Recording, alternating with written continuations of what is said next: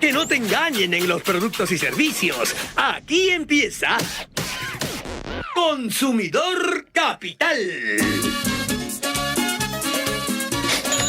5 de la tarde con 39 minutos y esta cuña es la justificación necesaria para presentar a nuestro amigo Carlos Zúñiga, director de la Asociación de Consumidores Elegir, el director, presidente, gerente, portero, camarógrafo, CM, todo. Todo. Qué Todo. bestia. ¿Cómo estás, Carlitos? ¿Qué tal? Muy bien. Hola, Paco, ¿cómo estás? A los tiempos. A los tiempos. Hace como una semana creo que no. Hace como 2 semanas que no conversamos, sí. Pero acá estamos otra vez para seguir visibilizando problemáticas que nos afectan como consumidores. Qué chévere sería poder seguir en esta onda así relajada y bueno, poder bromear un poco, pero el tema que nos convoca no es tan divertido, en realidad no tiene nada divertido en realidad, no. Que tiene que ver con el asunto de la atención médica en nuestro país, el sistema de salud, en realidad, más que la atención médica, el sistema de salud en general, a propósito de los casos de los bebés prematuros que fallecieron en Lambayeque, fue la última información que se tenía, 30 bebés que fallecieron en Lambayeque, y una noticia que hoy salió a través de las redes sociales, en donde en la zona del Brain, en Ayacucho, colocan a los niños en tinas, a los bebés prematuros los colocan en tinas porque no hay incubadoras, no hay los equipos necesarios para poder protegerlos y cuidarlos en estas primeras semanas que son complicadas para los bebés prematuros, sobre todo.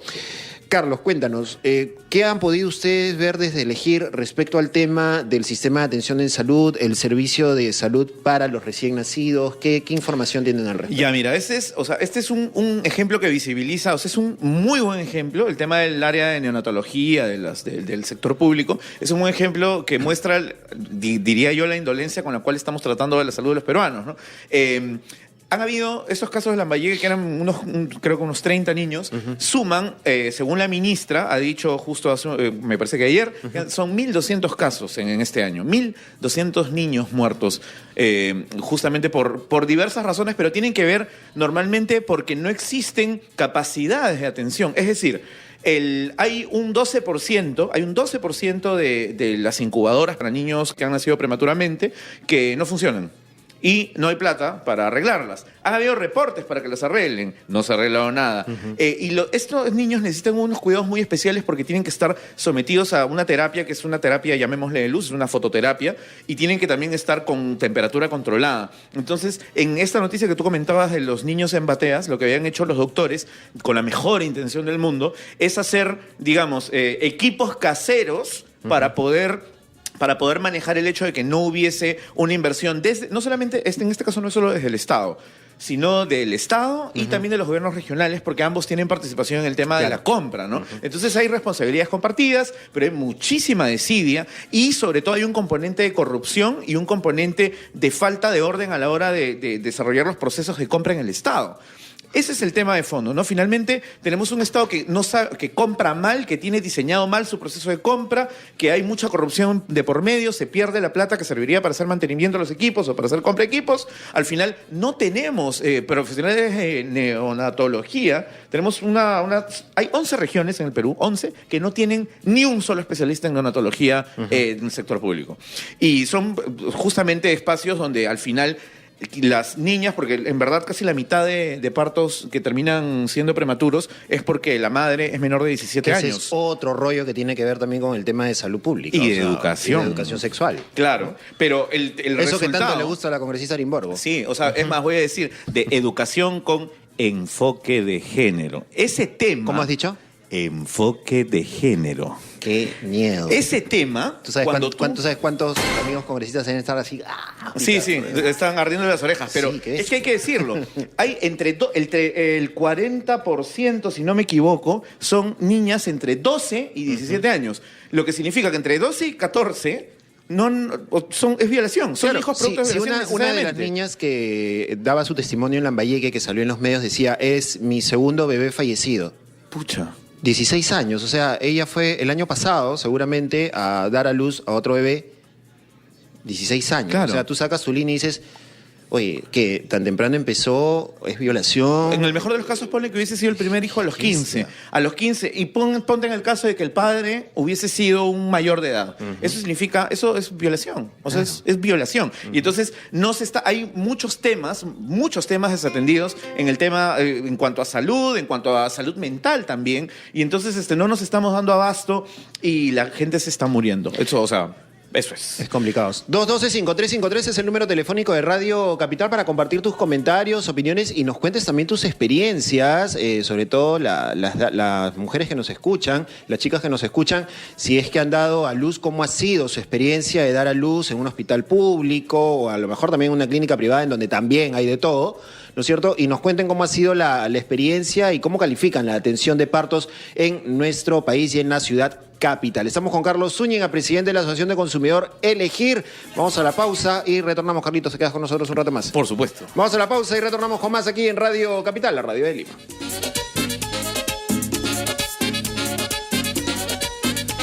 La atención en los partos en los hospitales y clínicas de nuestro país. Para hablar sobre ello, seguimos con Carlos Zúñiga, presidente de la Asociación de Consumidores Elegir.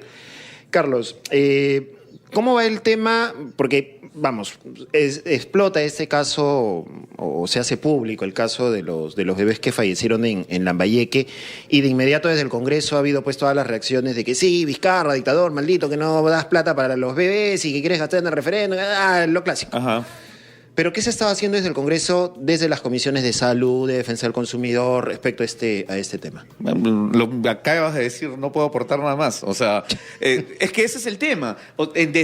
Tú ves a cualquiera de las autoridades o instituciones responsables de esto y todos te dicen, sí, terrible, horrible, espantoso. Ya, ¿y qué van a hacer? Y pues, más o menos esa es la respuesta, ¿no? Uh-huh. Entonces, esta semana... Este ha sido solamente uno de los temas en salud que han aparecido. Tenemos el tema de los medicamentos del cáncer que salió, que costaban carísimo, que lo comentamos la semana pasada acá.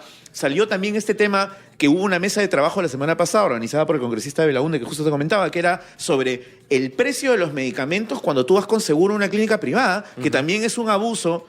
Tanto más como el tema que también se ha visto esta semana de que han aumentado desproporcionalmente el tema de las cesáreas, ¿no? Que dice la OMS que solamente el máximo en un país, el 15% de mujeres deberían proceder vía cesárea por un tema clínico. Ah, porque es alucinante. Tú llegas a una clínica y cesárea.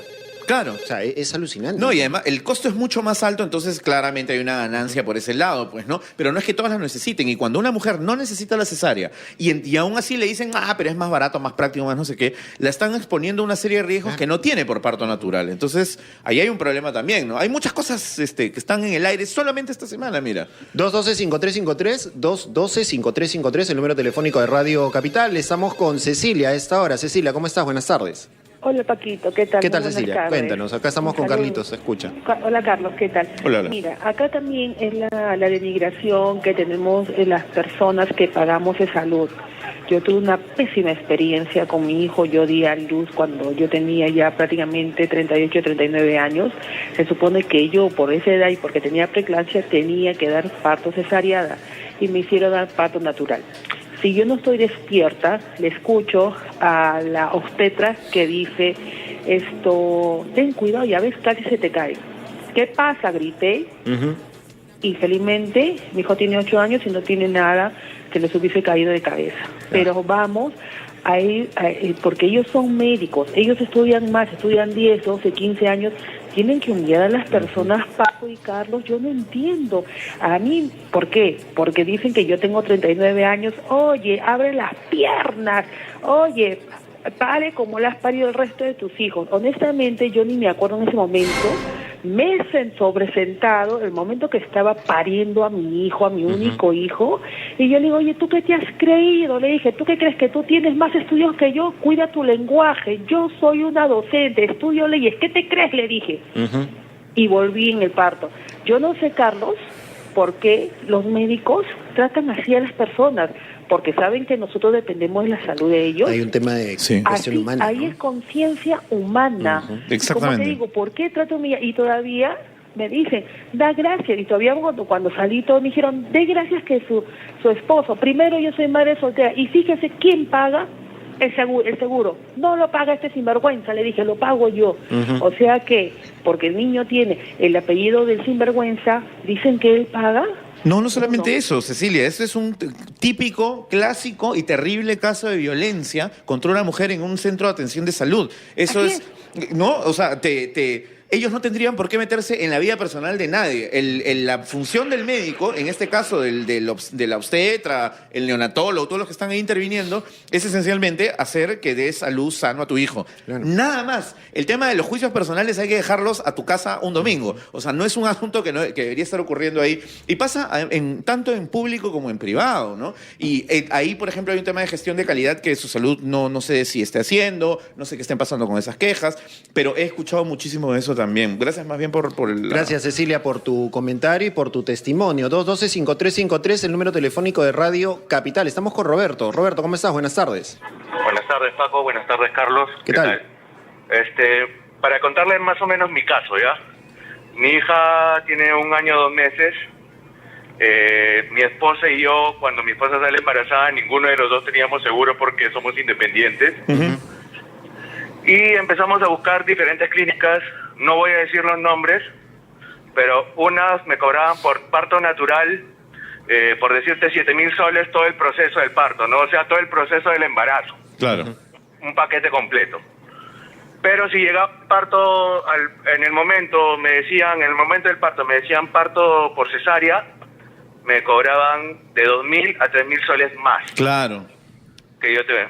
Por suerte, y voy a dar el nombre de la clínica, el Hogar Clínica de la Madre, que está en Miraflores, me cobró un paquete módico, en módicas cuotas que pude pagar, pero también, si es que llegaba el parto por cesárea, me cobraba 2.000 soles más en el momento. Entonces, prácticamente, si no tienes seguro, y no podemos decir que el seguro es bueno, ya, porque si tú eres asegurado por EPS y vas a una clínica particular, como a mi cuñada, para los 2 partos, parto por cesárea. ¿Por qué? Porque el bolo de los honorarios del médico es rentable. O sea, se ha vuelto un negocio el parto por cesárea.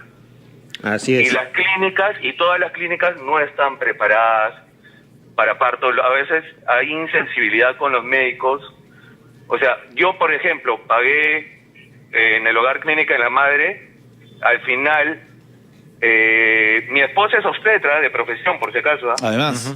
Entonces, la atendió una obstetra en el parto.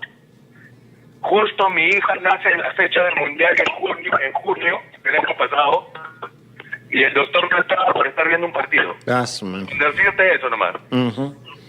Y a mí, yo por haber pagado, he pagado de mi plata, no me dejaron entrar al parto. Recién he entrado cuando mi hija ya había nacido. Bien, Roberto, gracias por tu comunicación, gracias por el testimonio. Y ahí también otro tema, ¿no? O sea, médicos, enfermeras y profesionales, entre comillas, que no les interesa en lo más mínimo el bienestar de la gente. No, pero es que deberían estar permanentemente fiscalizados y eso tampoco está pasando, pues. O sea, el trabajo específicamente del médico es muy sensible. Y entonces, si tú comienzas a cruzar esto con el asunto simplemente de lucro, lo que obtienes es buscar de ganar la mayor cantidad de plata. ¿Y eso qué significa? Hospitalizaciones, intervenciones, cosas que no son realmente necesarias, como es el caso de las cesáreas, ¿no? Al final, como bien decía Roberto, el asunto es que ellos tienen que comenzar a recurrir a buscar alternativas por la ciudad, desesperados, claro, porque la provisión de salud pública tampoco es eficiente. ¿Por qué? Porque el seguro integral de salud tampoco es eficiente. Hay un problema de desatención, no existen la suficiente cantidad de médicos ni equipos, y además el mismo manejo de los hospitales es terrible. O sea, la gente se muere en los pasadizos. Entonces, claro, no tienes a dónde acceder y de eso se aprovecha el privado. El privado te digo, como tú no puedes acceder a nada más, yo te doy mis términos, claro, y aguantas o pasas a otra, ¿no? Ahora, ¿a dónde va la gente cuando está en una situación complicada? Esto para ir cerrando ya. ¿A dónde va la gente cuando está en una situación complicada, está en una situación de riesgo y tienes a estos estos O personajes. sea, cuando ya pues, estás que- en proceso y te está pasando algo, la superintendencia responsable es su salud. Ajá. Ellos son quienes tienen la competencia para poder revisar y hacer que sancionen y y velar por tus derechos, ¿no? Entonces, ahí me parece que tienen incluso ahora un aplicativo, si mal no recuerdo, pero de todas maneras están todos los datos de contacto en la misma página de su salud. Está el número de teléfono, creo que tienen uno gratuito también donde pueden comunicarse. Es importante que sepan, pero además, esto de acá no se va a resolver cuando uno llama por teléfono. Esto se resuelve cuando el Estado comienza a resolver los problemas de fondo que tienen que ver con cómo se está regulando el tema del privado, con cómo se está abasteciendo el tema del público. O sea, acá hay culpa de todo el mundo. Claro, el sábado hablábamos con el exministro Abel Salinas en Semana Capital y nos decía esto, ¿no? Que es todo un tema de problema de gestión, que no se priorizan los temas, que hay una coyuntura política que tampoco te permite trabajar.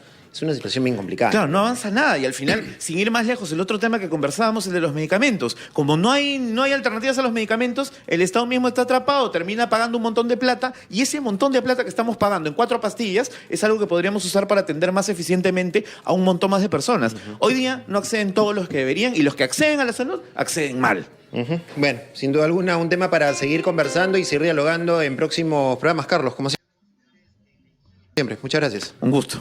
Estuvimos con Carlos Zúñiga, presidente de la Asociación de Consumidores Elegir. Vamos a una pausa, son las 6.